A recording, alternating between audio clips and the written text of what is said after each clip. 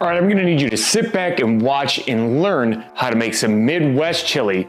This isn't like Texas style chili where it's just meat and peppers and some beef stock. This has flavor coming at you from every which angle. We're gonna use chuck steaks, we're gonna be smoking them, we're gonna be using dried chilies, and we're gonna make ourselves 100% the best chili you've ever had, guaranteed.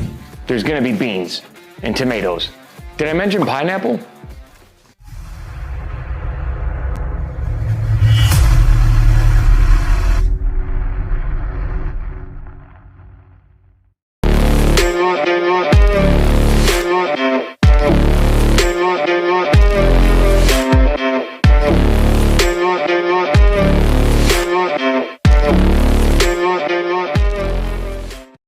Your smoker off at around 225 degrees Fahrenheit. Then take your chucks, salt them, and then get these things on the smoker.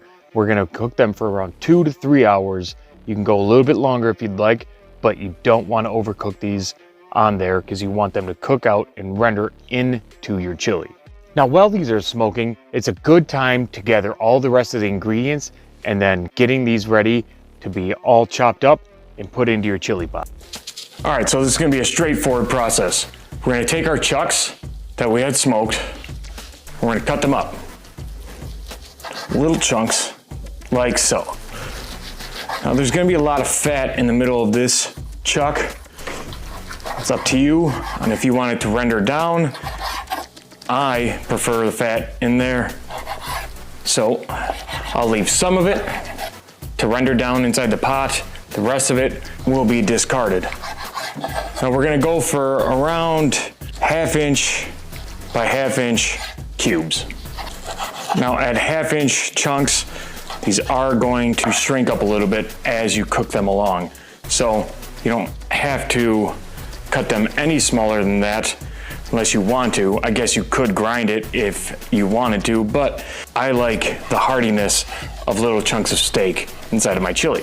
You could do the same thing with ground beef, although smoking it would be slightly more difficult. You'd have to put it in a pan. You wouldn't achieve the same amount of smoke flavor. And of course, you're not gonna get the texture and the hardiness that you would get out of chunks of steak.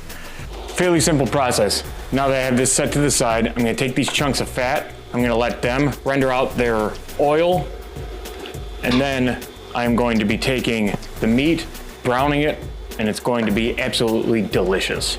All right, as that starts to render, let's go through all the ingredients that we have here. Pineapple, green bell pepper, yellow onions, chopped, garlic, chopped, jalapeno, chopped. In here, I have my beef stock with chilies. If you want to learn how to make this, I make the same basic one in my birria taco recipe. Check that link out right there. More controversial stuff that I'm going to be adding to this chili. I have diced tomatoes with chilies and red beans. These are all things that Texas says no to. I don't really care. This is gonna be some fire chili. So fight me, I guess. Please don't. All right, let's take these chunks out of here.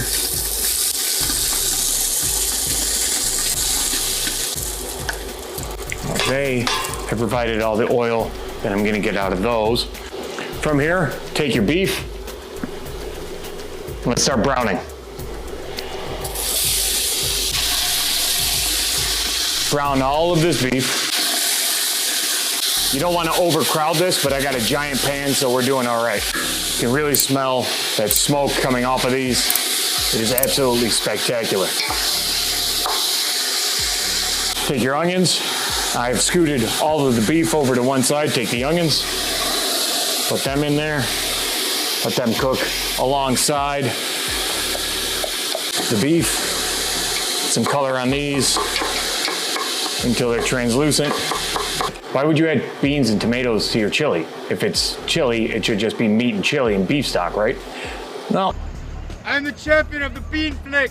They add a nice filler to it. It makes it a heartier chili than just the meat and chilies. Since everything's been seasoned, the beef stock, the steaks, we're gonna wait until we get all the ingredients in this pot, let it cook for a little bit, then we're gonna taste to see what we need to season with. All right, let's start to add the rest of our ingredients. tomatoes. Again, very controversial, but pineapples. Black pepper. It's not that much. All 8 cups is going in this thing. Here we go. From there, you simply just let it cook down. 2 hours later. Adjusted seasonings is 1 teaspoon of cumin, 1 teaspoon of MSG, 1/2 a teaspoon of cinnamon, and 1/2 a teaspoon of ground mustard. Let this cook for about 45 minutes. Leave it uncovered. You want it to evaporate down a little bit. Yeah, I'll see you guys in a little bit. A few moments later. We're gonna take this pan, heat it up, some truffle oil in there.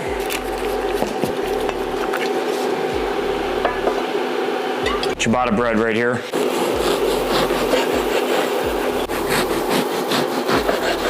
Jalapenos. Take our bread, we're gonna toast it. Make sure the oil gets all over these slices. Now the truffle oil is gonna give this a nice earthy flavor. We don't want it too crunchy or too toasty because this is just made for dipping. Get these off to the side. I have myself extra sharp cheddar. This little topping.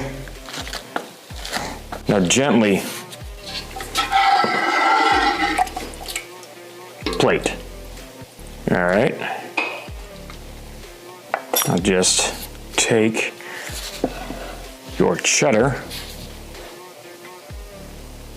take your jalapenos, you place them in there, just like that.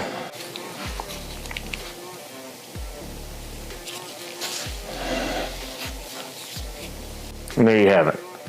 A nice, delicious bowl of homemade chili. All right.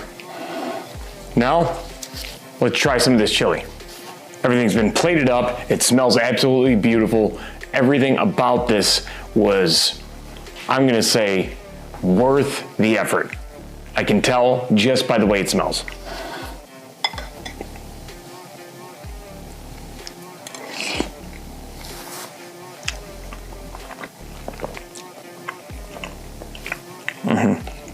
Yep. I gotta say, right away, you pick up on the smoky flavor from the beef. You pick up on the fruity notes from the pineapple, the cinnamon that we added, the cheddar that's in there. You just pick up on everything. The onions, everything is just, it just hits you. There's all kinds of flavors. Let's give this a little shot here. Oh yeah. It's 100% worth it. All right, so if you like this video, please do me a favor. Like, share, subscribe, leave a comment down below. I try to respond to every single comment. Check out my merch store right there. And remember, make this, tell me what you think. I bet it's gonna blow you away.